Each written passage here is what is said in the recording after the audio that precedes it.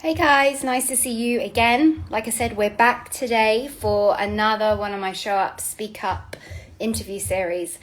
And like I said before, in the last couple of months, I've been interviewing lots of different guest experts from the field of health and wellness. And some of you may have been seeing me posting a lot about gut health, a lot about digestion this week. So, really fitting today to be speaking with Andrea. And Andrea is over in Canada. She's a registered dietitian and she specializes in gut health and gastrointestinal diseases. And she's actually recognized in the media in Canada as Canada's gut health expert. So I'm super excited to talk to her, especially as this is something very close to my heart and as I've got a chronic digestive illness. So I'm going to invite Andrea on because we can just get straight into talking all about lovely guts, which is one of my favorite topics of conversation. So let's invite Andrea to join us.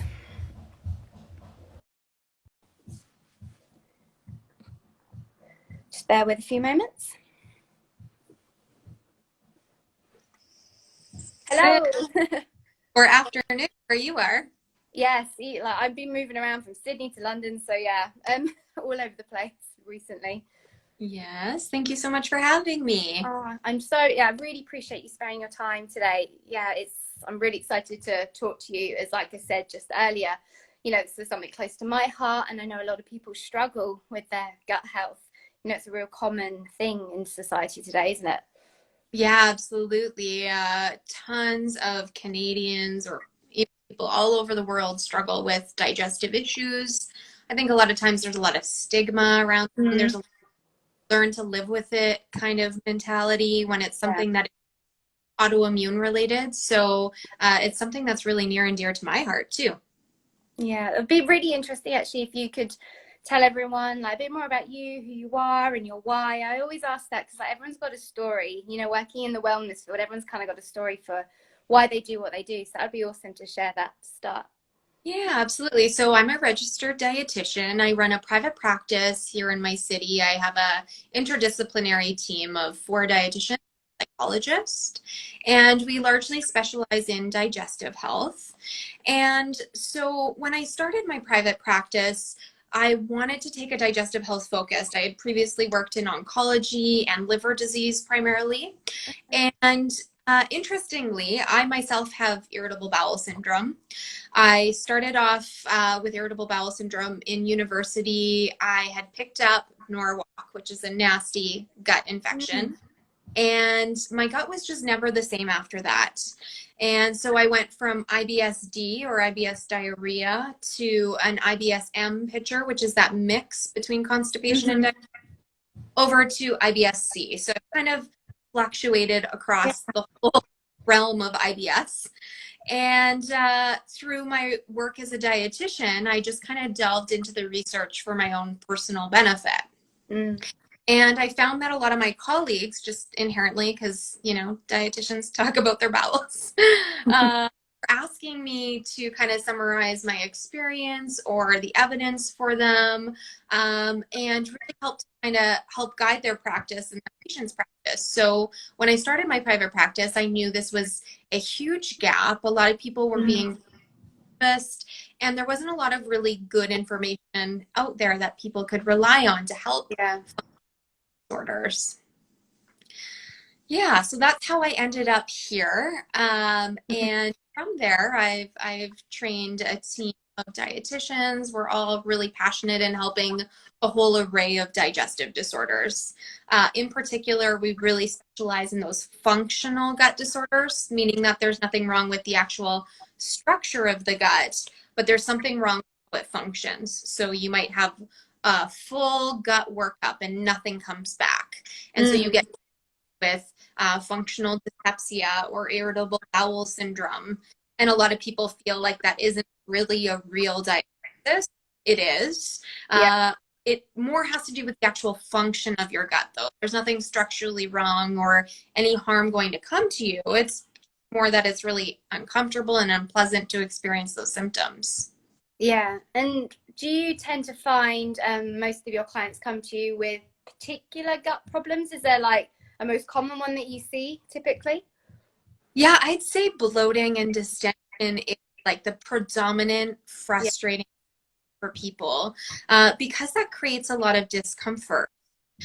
So irritable bowel syndrome is really thought to be a condition where the gut-brain axis is disrupted and the communication highway between the two isn't working as well as it should. So in my gut, or a person with IBS's gut, when I eat, I can really sense everything. And when Mm. or there's a little bit of stretch, I can perceive that as pain, even though it's normal digestion. Yeah. Uh, with bloating, of course, you get that stretch. And then with that, you get subsequent pain, discomfort, and oftentimes changes in bowel habits.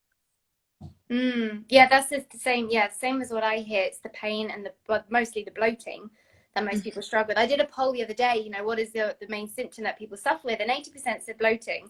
So I Yeah. can Yep. completely agree with you there. And, it affects everything, your quality of life, your social life. What do I eat? What don't I eat? Body image. It extends to everything, doesn't it? Absolutely. The body image is definitely a big one. Mm. We wear, or even like a lot of my patients are really appreciating being at home, being able to wear comfortable clothes, being able to, pass gas when they need to. Whereas when you're sitting in the workplace all day, 8 hours, you just get more bloated, more uncomfortable. And it really, I find when my symptoms are bad, so too is my mood. Yeah. Uh, and so it's so interrelated to everything. And unless people can really get that sort of figured out, it can be a really big challenge to kind of quality of life. Yeah, no, I completely agree too. And are there any particular triggers that people who struggle with pain and bloating and all those symptoms, is there anything that people kind of need to look out for that you've seen across your experience? Yeah, so there's a few big ones. When it comes to pain and bloating, I always want to make sure that a person is not constipated first, because if you're backed up, you Mm, get that bloat. So things just kind of feel uncomfortable in the stomach. So if constipation's an issue, we resolve that first, because that can really drive things like bloating, reflux, pain. And then from a nutrition perspective, there's quite a few things that can contribute to bloating. One of the big ones people hear about right now is something called FODMAPs, mhm. or oligosaccharides, disaccharides, monosaccharides, and polyols. So shortened to Yeah, FODMAP. easier to say. And so these really either pull water into the bowels, which causes that stretch, or ferment, which can cause a lot of bloating, which then precipitates pain. Yeah. So a lot of times we'll do a short-term reduction of FODMAPs in the diet to really get good symptom control, and then reintroduce those FODMAPs by category to see, okay, these ones definitely cause symptoms at this amount, but I can include them at smaller amounts, and these ones, no problem. I'm going to go ahead and keep eating those. Mm-hmm. Yeah, that's actually been the only thing that's helped me manage my symptoms, is being quite Right. strict on that low FODMAP. And it is a process, isn't it? That elimination process, then reintroduction. I had to do that really slowly, because otherwise it felt really overwhelming. It's like, well, what do I take out? What do I introduce? And I think a lot of people said, come to me and said, oh, I've tried low FODMAP and it didn't work. Yeah. And there's many. I'm guessing there's many reasons for that, but it's quite a patient process, isn't it? Yeah, yeah. And I mean, when I was first diagnosed with IBS, the FODMAP diet didn't exist yet. And then later on in my diagnosis, that's when the research started really coming out. And I looked at the list and I was like, there is no flipping way I'm doing this. Like, this is a crazy list of foods. It's nonsensical. It doesn't make sense to me. And I was a dietitian. So Mm, for people first looking at it, it can be really overwhelming. And yeah. so taking it at your own pace is a good idea. For me, I mean, now there's an actual protocol for how to do the low FODMAP diet, but when it first came out, there wasn't. And so I just kind Mm, of dabbled in it, and I actually ended up on a far more restrictive diet than I really needed to be. And now we know that, adding those things back in and trying to liberalize the diet, out specific triggers, is going to help with improving dietary quality, quality of life, less stress around food. Because if you're Yeah. worried about sick, Mm. that the symptoms in itself. Yeah. And I definitely think with bloating, you can develop this like fear of food, especially when it feels overwhelming. Like I said, like what do I eat? What don't I eat? How much? When, food does become stressful. Do you find that in your clients when they come? 100%, which is why I don't always use the low FODMAP diet, because inherently, when you get put on a restrictive diet and feel better, you're going to be a bit nervous about Mm. adding things back in. And so there's something called the nocebo response. Have you heard of the placebo effect before? In other areas, but not in terms of the gut, actually. Sure. So, placebo effect is, if I were to give you something and say, take this, it's going to make your gut symptoms better. And let's just pretend it was a sugar pill and you took it and you're like, oh, I feel so much better. Our brain is so powerful in dictating how we Mm. feel. That's called a placebo effect. And that's totally fine. If you feel better from that, that's great. The nocebo effect is the negative flip side of that.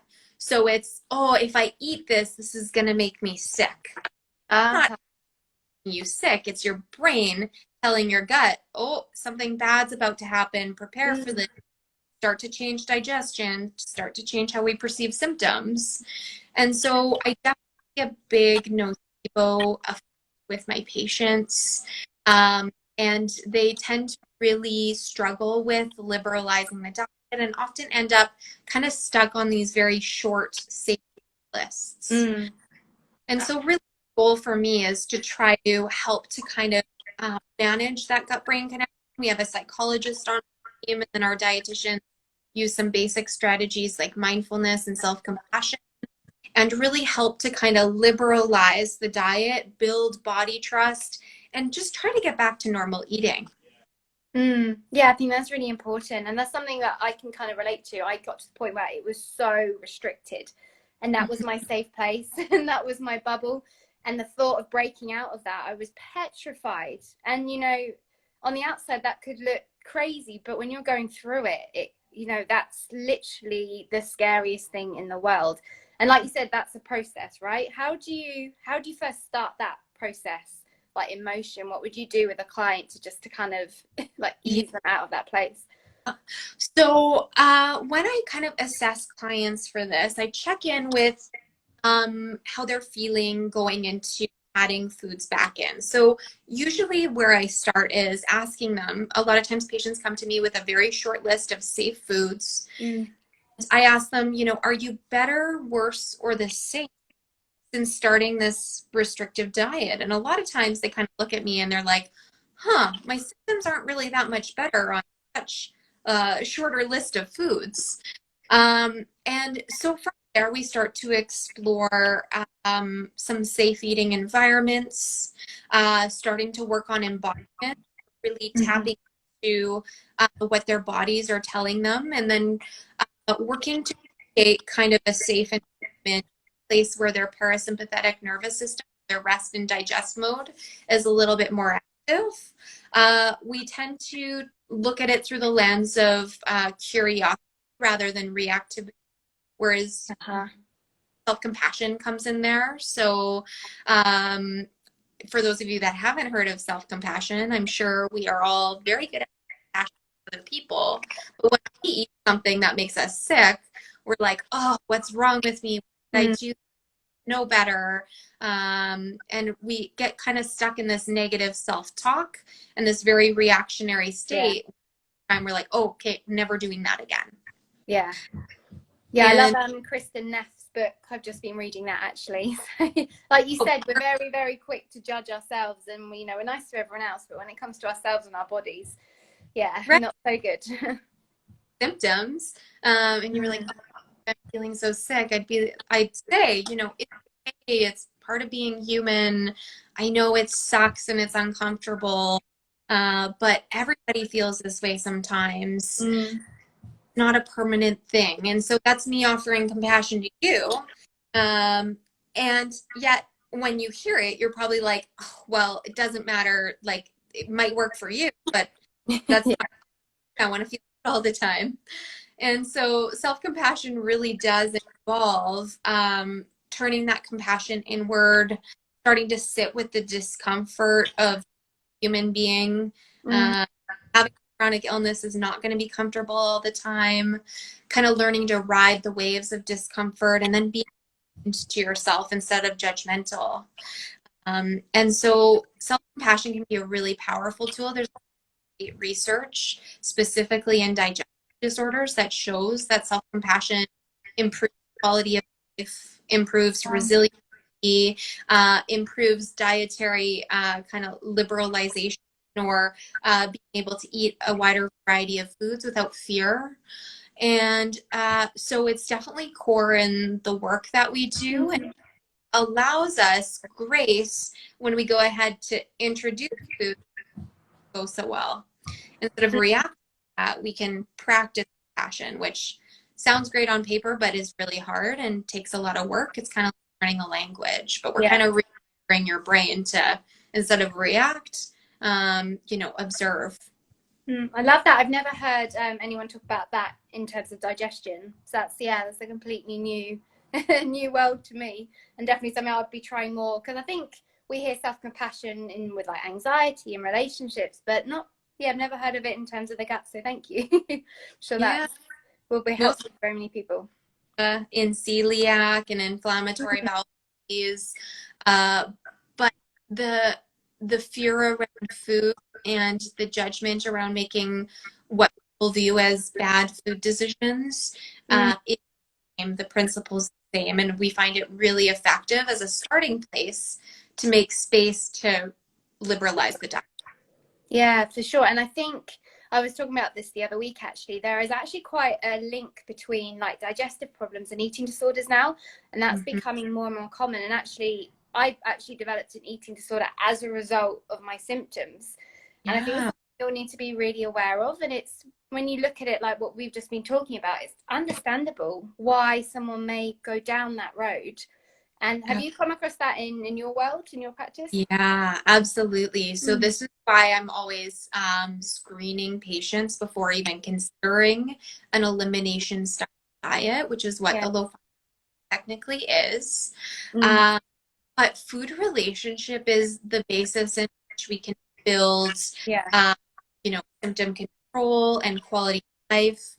And when we place foods in a dichotomy, so these are good foods, these are safe foods, these are bad foods, it really changes our relationship to those, our attitudes, our fears. And so eating disorder or disordered eating behavior is really common in digestive disorders. Plus, patients are hyper aware of their symptoms. So instead of, just riding the fact that sometimes people without digestive disorders, they have good bloating days, not so good bloating days, constipation days, diarrhea days, but they kind of do that all without judgment. Whereas the diagnosed condition, it's like, okay, what's happening? And then we seek to control that. So food is really oftentimes a source of control. Patients, and unfortunately, restrictive diets really feed into that and can really become a very dangerous thing for people. Yeah. And I'm trying to talk about it more to bring more awareness, because again, there's not that much talk about it. Like you said, guts on its own is quite a difficult topic of conversation, but then we throw food problems with it. And I think the two definitely need to be talked about, because that's what I've seen quite recently, that becoming more and more common. But you can see. And through your experience, you can probably kind of start to recognize some things that would lead a person down a path of disorder when it comes to the desire to control or manipulate strictly through food. Yeah. And I think for me, the fear was the big thing, and the fear led to take this out. Oh, that yesterday didn't suit me. I got really bloated, so I'm going to take that out and take that out. So there was literally the bare minimum of diet, and then you're not getting the right balance, the right nutrition, the right macronutrients are you. So actually, I was going to ask you this. When someone is on that really restricted diet, and obviously the balance is out in terms of the nutrition, does that also contribute to like the bloating and the symptoms when there's a lack of balance in the nutrition? Yeah, absolutely. So we Mm. do know that patients that end up following a more restricted diet can definitely be more symptomatic. We see it more in an eating disorder population or a Mm. population patient population who's underweight. It seems to be quite associated with an increase in that visceral hypersensitivity or that higher level of sensation in the gut. And so it kind of becomes this vicious cycle where you're afraid to eat, so you don't eat, and then the weight loss and the malnutrition contributes to increased visceral hypersensitivity, and then it becomes this never cycle. So this is where I think the intersection of psychology Yeah. and gut disorders is largely under recognized and Mhm. undertreated, and oftentimes, frankly, should be the focus of management as opposed to nutrition. Nutrition, I'm a dietitian. I think nutrition is important, Mm. but working on that food relationship, body image, self-compassion piece first, we're kind of building that nutrition foundation on a really shaky ground. Yeah. Yeah, I found that, a lot of people say I've been trying to eat better and I'm trying to do all this stuff, but something's holding me back. And like you said, it's, when the foundation isn't there, I guess any changes in behavior around food is going to be very difficult to do. Absolutely. And so this very much ties into what I think is going to become a predominant philosophy in nutrition and health is actually learning the skill of embodiment.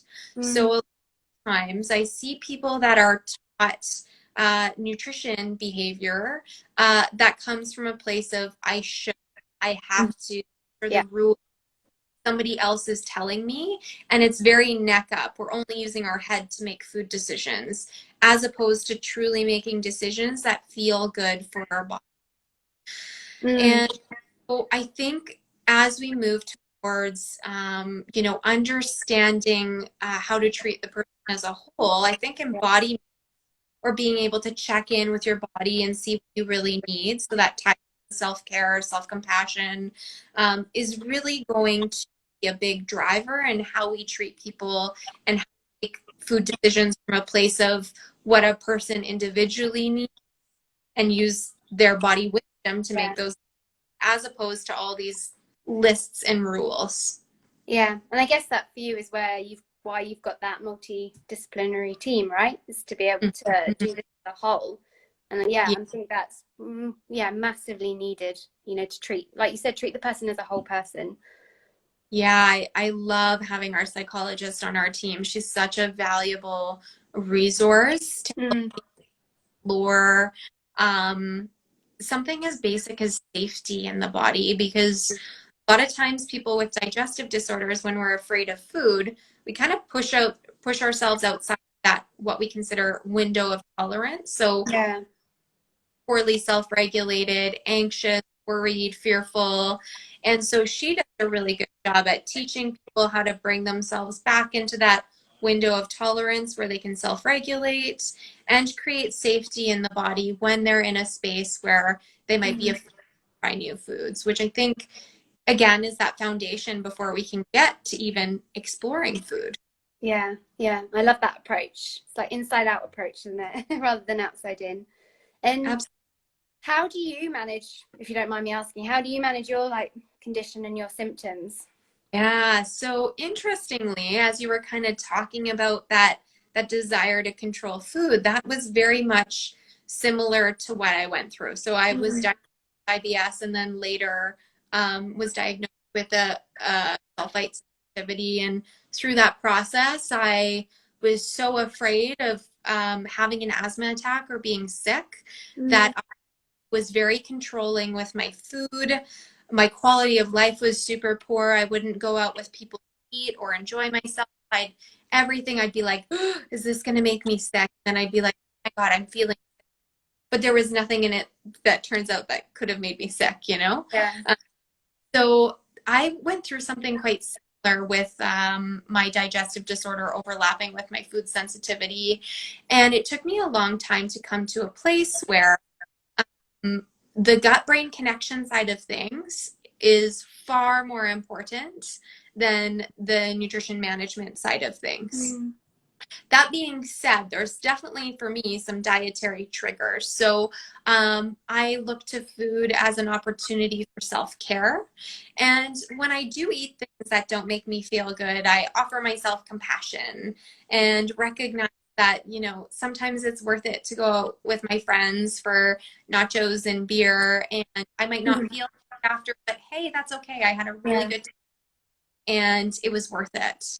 And then I make an effort to kind of fuel my body in a way that works for my digestive health. So Mm. my habit, kind of eating very, you know, similar meals, breakfast, lunch, and supper. If I'm on holidays, I have some medication management tools that help me to manage my symptoms that I can rely Yeah. on, have a good time. And yeah, just kind of being compassionate with myself and making space for the fact that my gut is not going to be perfect. I have Mm. a few FODMAP triggers. My biggest trigger for IBS, I don't think is talked about enough, is high fat food and alcohol. I think Mm. some missed in favor of looking at the low FODMAP diet, but they're really simple things that don't Yeah. require rule or restriction about, that we can be mindful of to help manage symptoms too. Yeah. My one's garlic. Garlic's like the devil. The devil is garlic. That's my one thing. Mine's mushrooms. I love mushrooms. I can't eat a lot of them. Yeah, I'm the same. It's always the stuff you like, right? Why can't it be the stuff you don't like? Yeah, absolutely. So, and that's nice to know that you have a specific Mm. trigger to be mindful of, with Yeah. hopefully feeling super controlling around it and making space for all the other foods on the that might be higher in FODMAPs that don't cause you a lot of symptoms. Yeah. And yeah, I literally love this whole self-compassion piece you talk about. And it's definitely something I need to do more of. And yeah, I think it definitely will help with, like you said, managing those symptoms, but in a way where you don't, it's not like, okay, I have to go fix this. Like, what can I do to fix it? And sometimes there isn't anything you can actually do to fix a situation except relax into it and Yeah. accept it for what it is. Yeah. Feel it, don't fix it, right? Yeah. Yes. Very. That's awesome. Going to be using that one too. But I've kept you way long enough. But I said I could talk to you all day about guts and bowels. But yeah, I just want to say thank you so much for again sparing your time and sharing some really amazing stuff. And obviously, I'll share all your links and everything Yeah. so people can find you. Have you got anything you've got going on? Any resources or anything that you want me to Yeah. share about? So the best kind of place to find me is on Instagram at Andrea Hardy RD. I also have a podcast called Let's Gut Real, where I interview experts in the field of nutrition on different digestive disorders and the gut microbiota. So we kind of talk about everything. I'm actually going to be having you on as a guest soon. Excited. It's the best name. I love that name.